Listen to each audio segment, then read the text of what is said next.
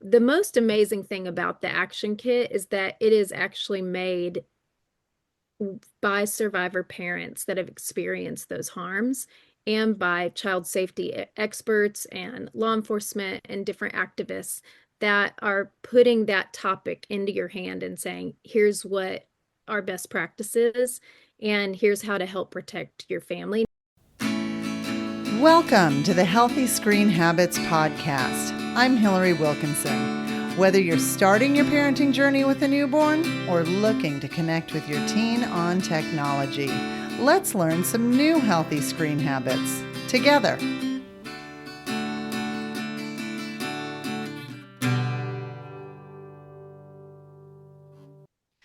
The theme of this season on Healthy Screen Habits podcast is From First Screens to Crisis Moments.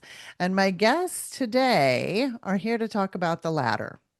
They're co-leaders of the Online Harms Prevention Work Group with Fairplay, the nation's leading nonprofit committed to helping children thrive in an increasingly commercialized, screen-obsessed culture, and the only organization dedicated to ending marketing to children.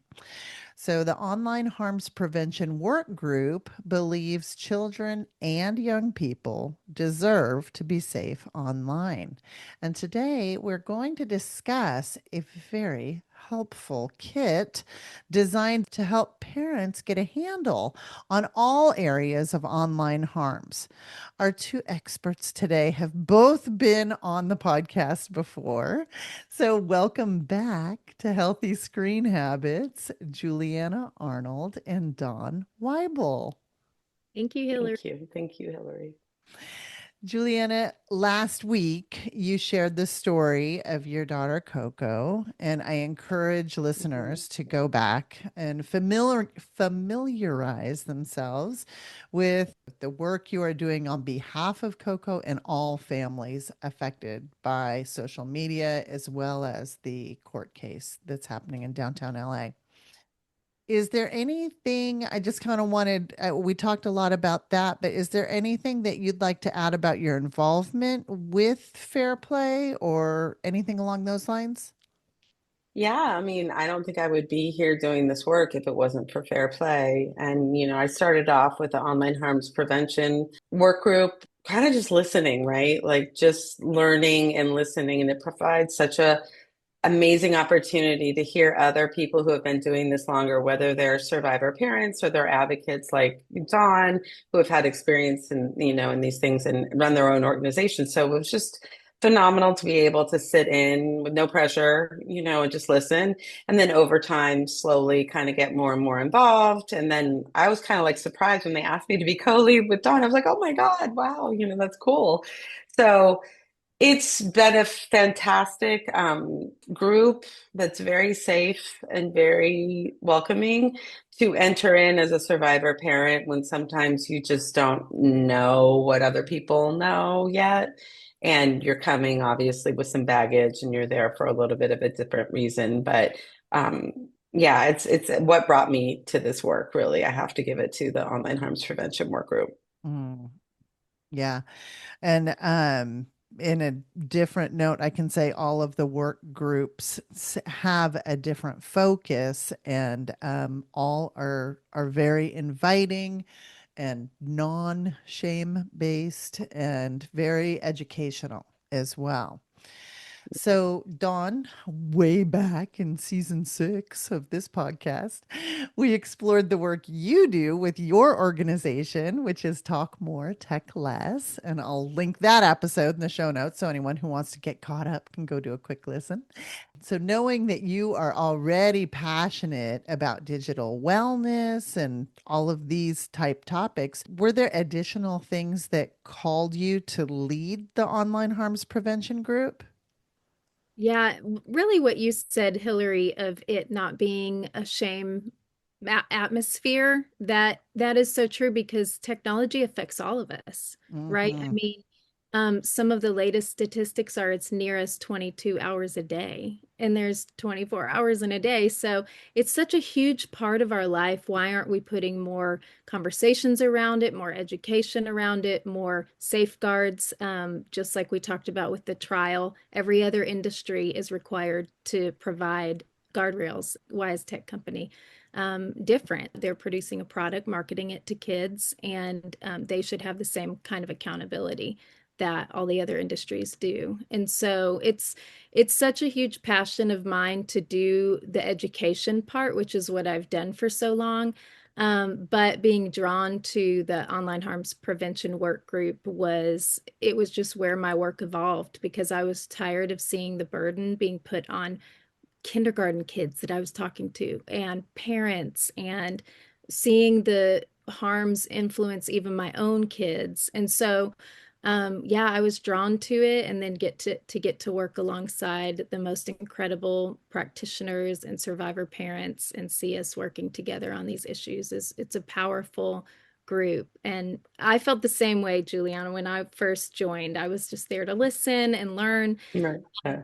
Just it's such a powerful group of activists that know deep down what's right and will go to whatever lengths to make that happen. So I'm Yeah. just so honored to be a part of it. Well, Yeah. I'm I agree. grateful to I'm grateful to the both of you guys. It's a difficult space to stand in, and I admire you both. So, as most of you know, I'm an elementary school teacher by trade, so I like to start at the very beginning of any topic being discussed, establishing common language and knowing what we're all talking about, right? So, using that as kind of a starting ground, can you define for me what are online harms? Well, when we first started the work group, um, there were different specific harms that were in the title, I think. I can't even remember our original title of the group. But we started to notice so many different issues that kids were experiencing online. You know, some of these things are crimes on the street, but they weren't crimes on the platforms. And so they are, but they're not being held accountable for them. So we started with cyberbullying, which is one of the top issues and harms that are being addressed. But then we started to see that kids were experiencing harm, like harmful challenges, TikTok viral challenges, dangerous online challenges, drug sales on platforms like Juliana shared.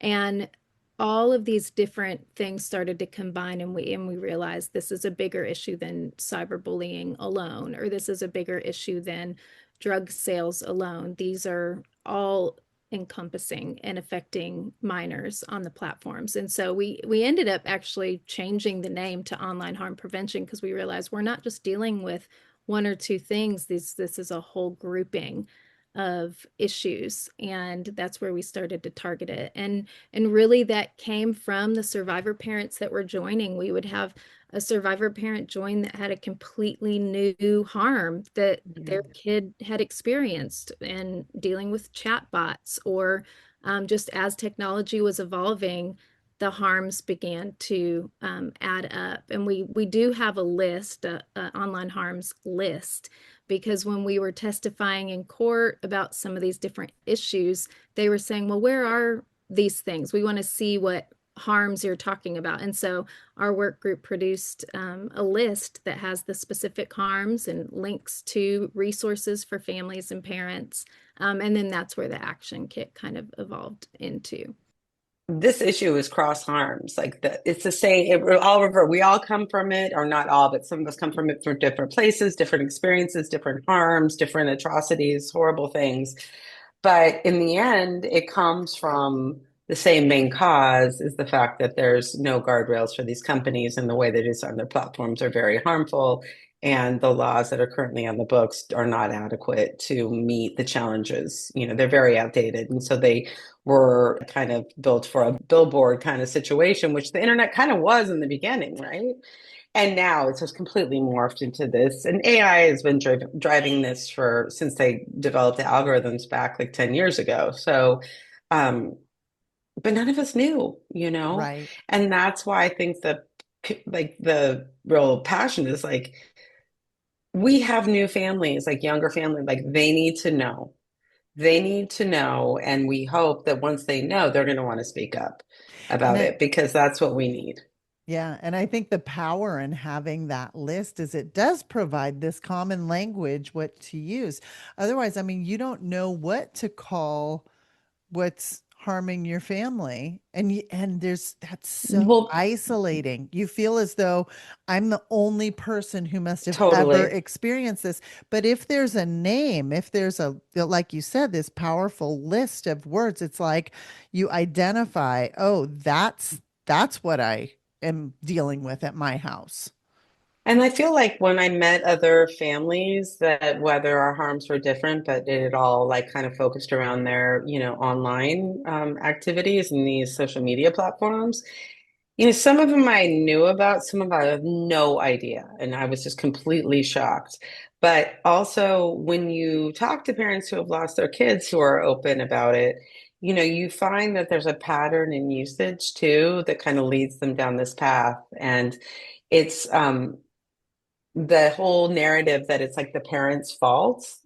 We were all parents, but like really, when this all happened, there were no safety regulations. There was nothing. It was like, oh, it's okay. No, if they're 13, or whatever age, they're fine. So we didn't know, and it started off kind of innocent.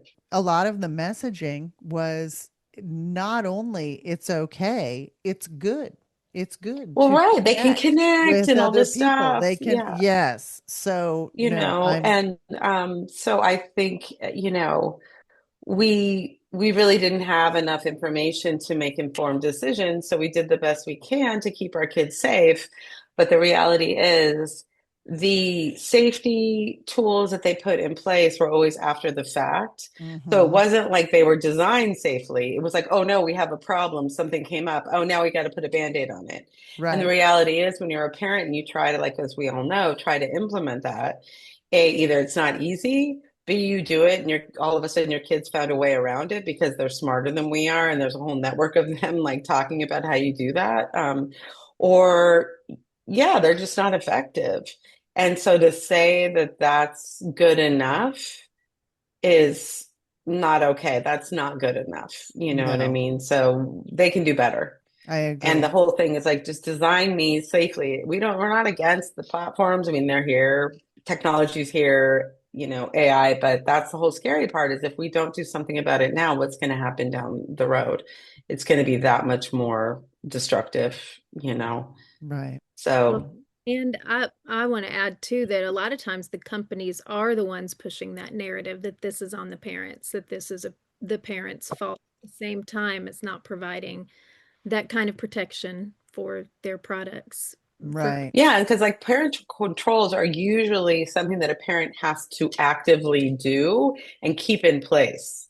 So it's not something that's like by default. It's usually like you got to do this, you got to do that, got to do that, and then your kid knows perfectly well what mom has done. And they're angry with you when they're a teenager too. So it causes this huge, like, why'd you do this to me? No one else has, it just immediately causes, agita and chaos in the house. And that's what I dealt with. It was like always the issue. And it's like, it's hard enough to parent in general these days. And then to Right. have that And makes it you think you impossible. get your protections in place, and then an update comes through and Oh, yeah, resets yeah, yeah. No, no, no. everything. I mean, I've done that. I'm like, how did that happen? I thought I Mhm. took care of that. Yeah, yeah. And there's not a lot of good places either to go. Like if something's not working, like no one ever responds to you. Or if you do report some, illegal or whatever problematic, stuff that you see on the platforms, no one gets back to you. Like, Mhm. it's just kind of like you're out, writing into the ether. So there's no real, customer service. Let's put it that way. There's Right. absolutely zero customer service. Which is where the action kit comes into play. So we have to take a quick break, but when we come back, let's get into the action kit that's been developed by your group,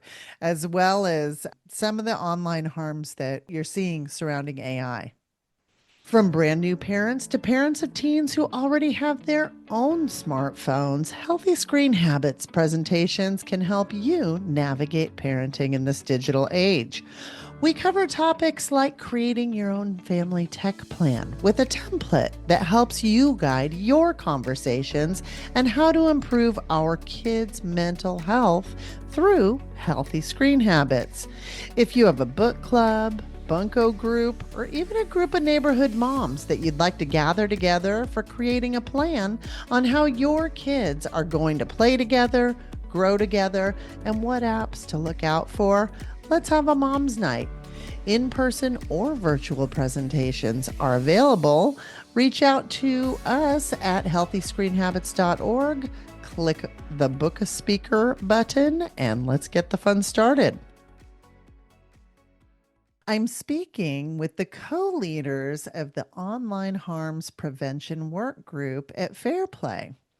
So before the break, we talked about the definition of online harms, and now I'd really like to dive into the action kit created by your group. So what is this kit? How did it come about? Who do you see using it? All the stuff. Well, Dawn's the educator, so I'm gonna pass this one over to Dawn. Well, this was really a product that came from the harms list that we talked about earlier. We started to see that these harms were rising, and we had parents, survivor parents in our group that dealt with these specific harms within their stories. And many of them were saying, well, I wish that I did this. Or when I was working with law enforcement during this, they said this would have been helpful. And so the most amazing thing about the action kit is that it is actually made by survivor parents that have experienced those harms and by child safety experts and law enforcement and different activists that are putting that topic into your hand and saying, here's what our best practices and here's how to help protect your family. Now, of course, we know, like, because of all of our stories and because of the stories within our group, it isn't foolproof because that's just where we are with the internet right now and with phones.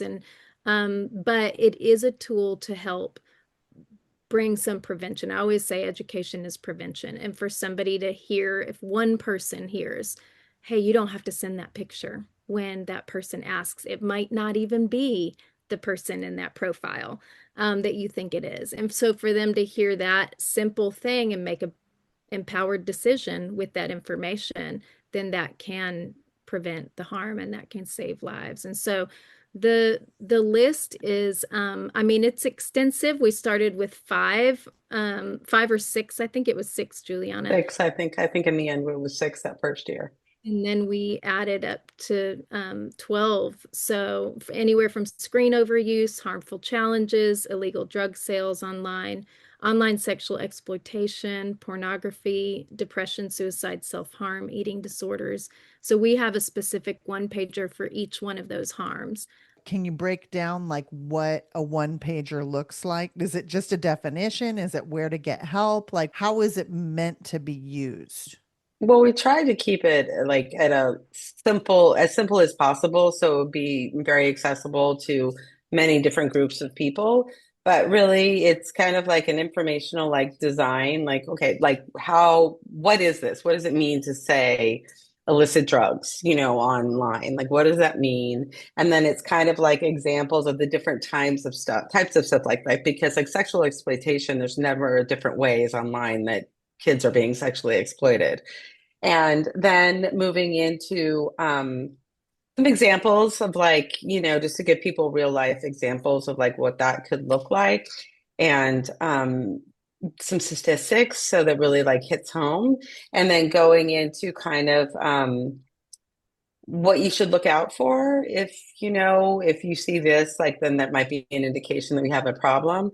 And then how can you talk to your kid about it? Like, it's a hard topic, but like, how can you address them? So maybe some prompts, like what kind of questions to ask, how do you do it? Because obviously open communication is the best way to go about it.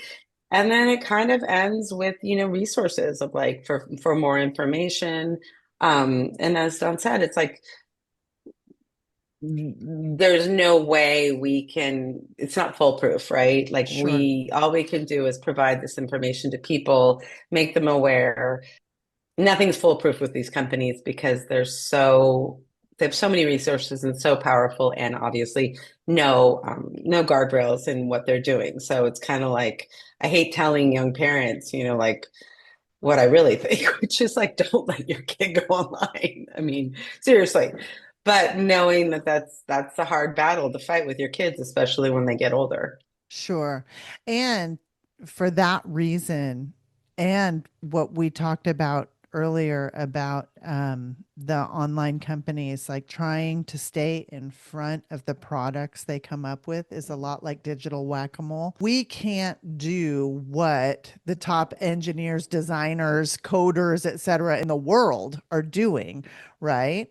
So at Healthy Screen Habits, that's why we firmly, firmly stand by the best online protection is your relationship with your child, And so I love that you guys have the conversation starters that even, I mean, even if somebody just, doesn't know how to open a topic on something that they saw on their kid's phone and they're not sure about, I think you guys have put just a, arrow in their quiver of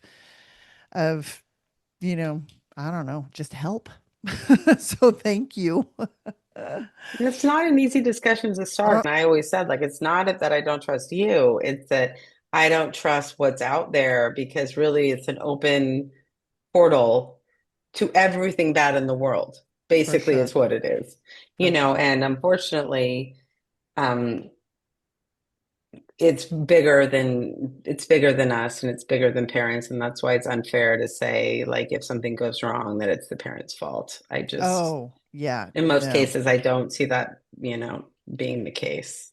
Yeah, it's So absolutely bigger, and it's a cultural shift that has happened. So we've had parents say, well, I never gave my kid a phone, and they still experienced these harms because culturally, kids are learning about it. There's challenges being tried at school that kids may not even know. They never saw it on TikTok, but they heard about it because somebody else was talking about it, and then they tried it. So just the fact that they don't even have to have access to these devices, to social media, they're still being impacted by it because culturally there's been a shift. And we've seen that in the trials too, just the addiction, how that culturally was happening to an entire generation.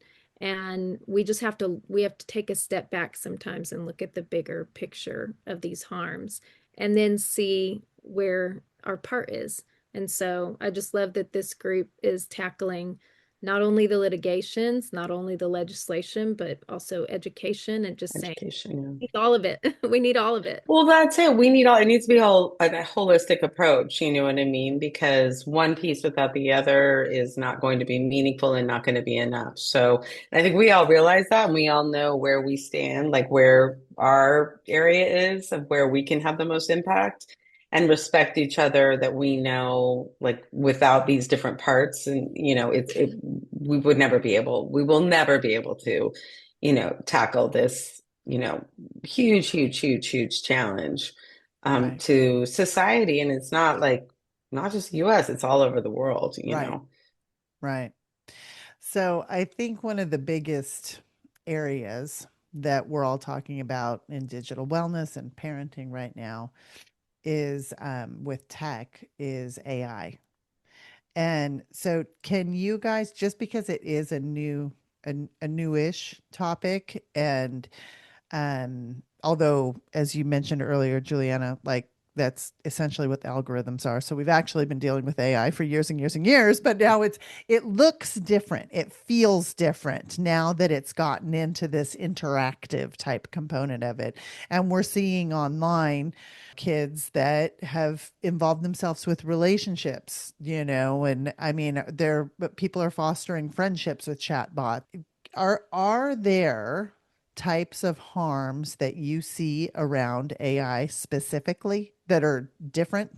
I just think about this last year, I was really honored to be at the White House to see the Take It Down Act signed into law, which is the first federal legislation of its kind because it does require the platforms to take down images, including AI images that are non-consensual intimate images.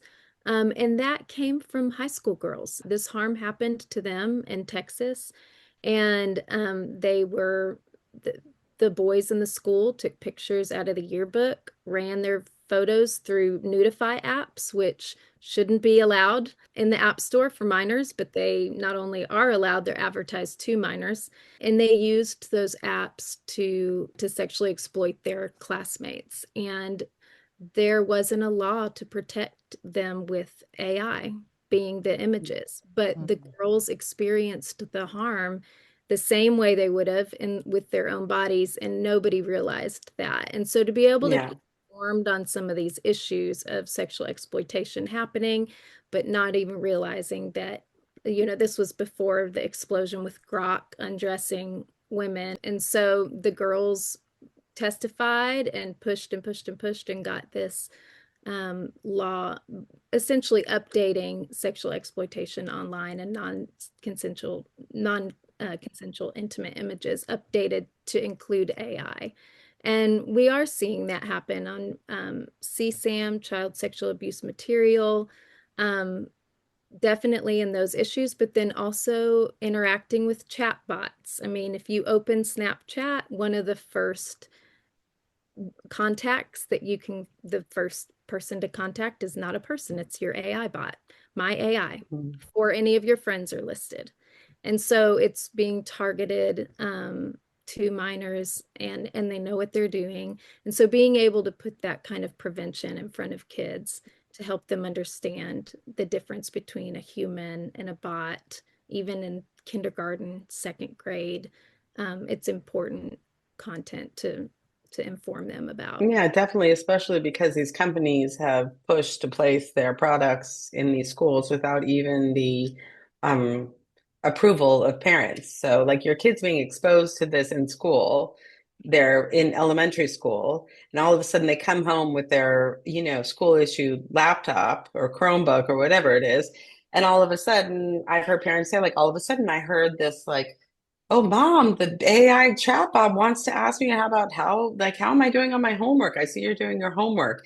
Do you want help in solving the problem, or do you just want to know how to solve it? Like, I mean, and that's like a basic thing, but they're getting normalized. And once they're normalized, that's when kids start to think they're safe. And that's the problem. I do advocate with a group of parents whose kids have either been harmed or died due to their experiences with these AI chatbots. And the conversations that we're seeing, the transcripts of the conversations that we're seeing, the sexuality of some of it or the sexualization, a lot of like helping with suicidal ideation. If the kid even mentions something about suicide, they're like providing them like, well, this is how you can do it and do this and like the steps, and and really pushing them rather than saying like, hey, whoa, and they walk down this path and they pick up the language of the kids, so they learn like how they talk, so it's like you really feel like you're really talking with someone who's your peer. The vulnerability of these kids is that they're isolated already because of social media, right? So they're not having the interpersonal relationships that we may have had, and then on top of it, now they're exploiting that even further by saying, well, kids don't have enough friends, so they need their chatbot friends, and then these chatbots are not trained to be like kid age. They're absorbing all of this data and information, which is totally age inappropriate and damaging. And like no one's doing it. Like they've been released out there, like they're safe, 13 and over, they're good or whatever. And we know the age thing's just a joke too, because they have no way of knowing whether a kid is entering in they're being truthful about the age that they are. And so we have a lot of kids under 13, under 8 on all of these platforms, which is Mhm. why it's so scary too. So, the reality is we need to immediately be able to like figure out the situation and put guardrails on these companies so they can develop their products safely. It's not that we're totally anti-tech. It's just like the way they've been doing it is just wrong, Yeah, totally agreed. wrong. Agreed. Not So, against, yeah, I was just going to echo, we're not against innovation.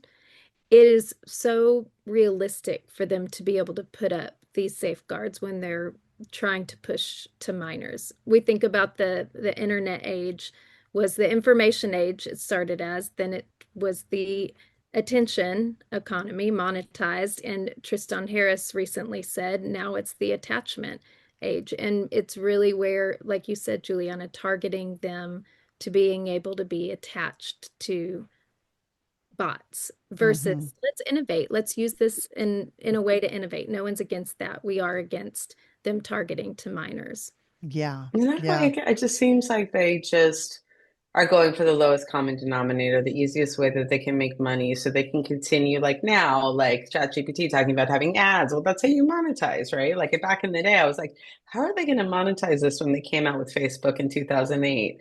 You know, I think they were still figuring it out too. They were like being valued is very, but everyone's like, that value doesn't really mean anything.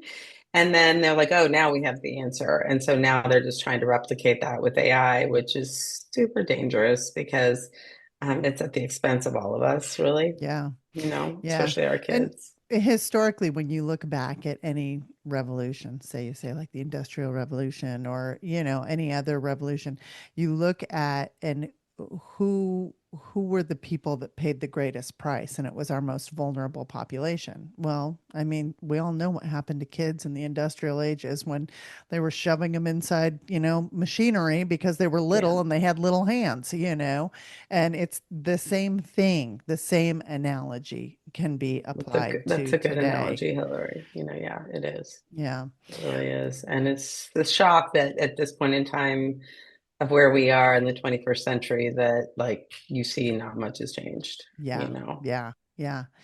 Do you guys have any conversation starters just so we can leave families with like an actionable tool? Because AI is so new, I think a lot of parents don't even know how to like what do they even say? Do you guys have conversation starters around that? Definitely on the one pager, we have an AI one pager, and there's Mhm. specific conversation starters on that. But I think the easiest one to have from a kindergartner all the way up to an adult is for people to remember that these are tools and they're talking to a robot. That's huge because everybody's getting so comfortable with OpenAI, with ChatGPT, with Gemini. They're getting, because they're designed that way to Mhm. connect. We're seeing the AI psychosis.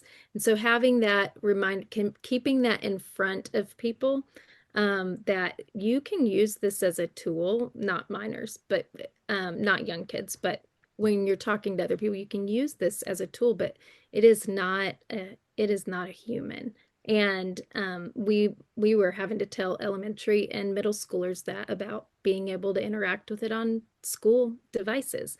This is not a this is not your friend or your buddy. They're not safe. They're not designed. They're not ready for kids to be interacting with them at this.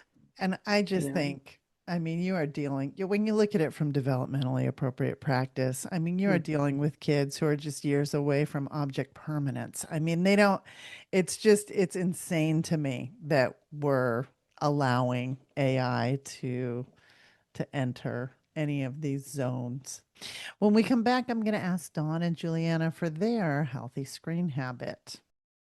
Diving into the world of smartphones can be a wild ride for kids and parents alike. Whether your child is getting their first smartphone or has had one for a while, chances are they're still figuring out the do's and don'ts of using a smartphone wisely. Our book is here to help. Healthy Screen Habits for Tweens and Teens, a training workbook to help you use your phone wisely, is the tool your child needs to navigate life in the digital world. From tackling poor phone etiquette to addressing social media anxieties and online safety concerns, we have your child covered. Written especially for adolescents, we've put together all the information, tips, hacks, and rules to ensure that your child's phone is a useful tool that they control, not the other way around. We explain the whys behind the rules of phone use. We show your child the possible traps and dangers to watch out for, how to prevent them, and how to fix them if your child has made a mistake. We give your child the 5 core healthy screen habits to use daily, protecting them from some of the worst mistakes tweens and teens make while using their phones. This workbook will teach your child how to use their phone as a tool to help them do great things in their one amazing life, and it will make your life so much easier at the same time. Packed with colorful graphics and easy to read content,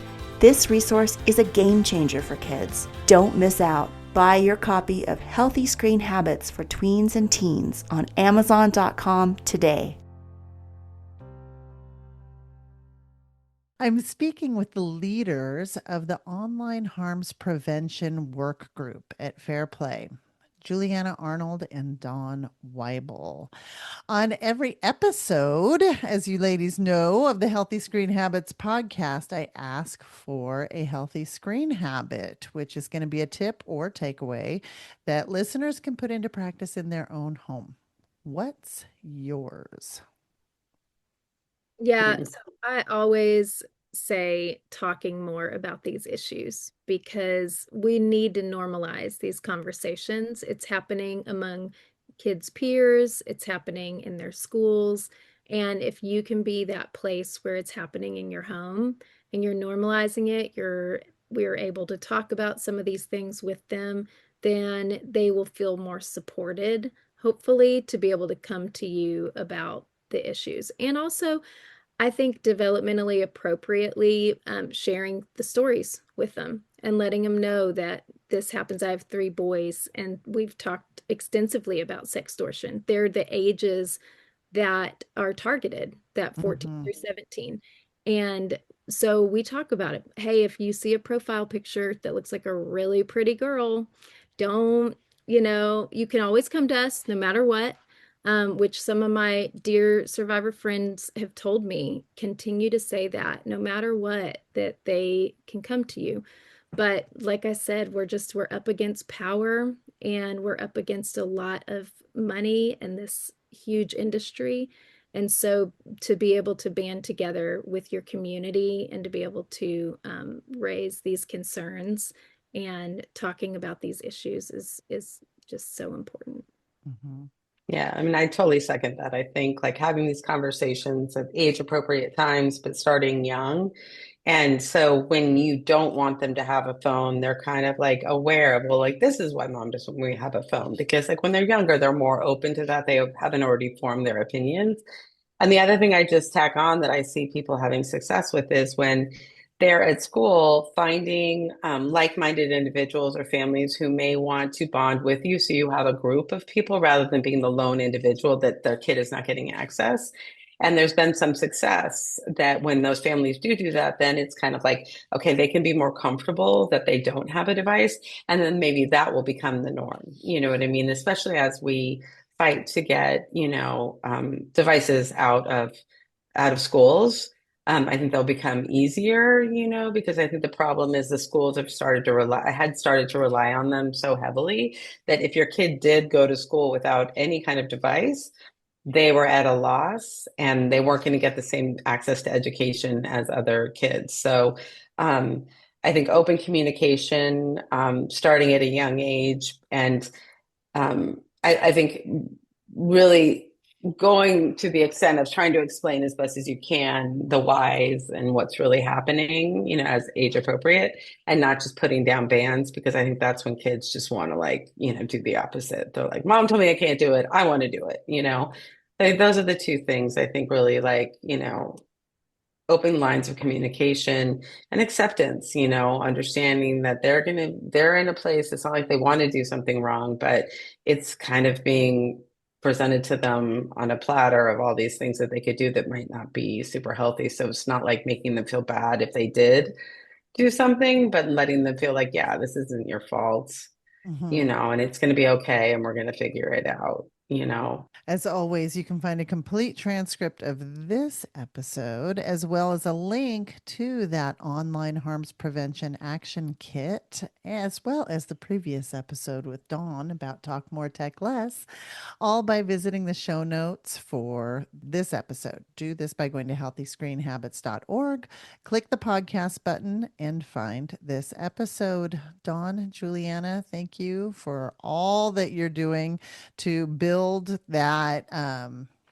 just, powerful cohort of voices that are continuing to support people through the hardest times and teach people who are coming up through it. Thank you, Thank you Hillary. so much for all that you do, Hillary, and getting the information out there. For more information, you can find us on Instagram and Facebook at Healthy Screen Habits. Make sure to visit our website, healthyscreenhabits.org, where you can subscribe to the show on Apple Podcasts or via RSS, so you'll never miss an episode. It's free, it's fun, and you get a healthy new screen habit each week. While you're at it, if you found value in this show, we'd appreciate you giving us a quick rating. It really does help other people find us and spread the word of healthy screen habits. Or if you'd simply like to tell a friend, we'd love that too. I so appreciate you spending your time with me this week, and I look forward to learning more healthy habits together.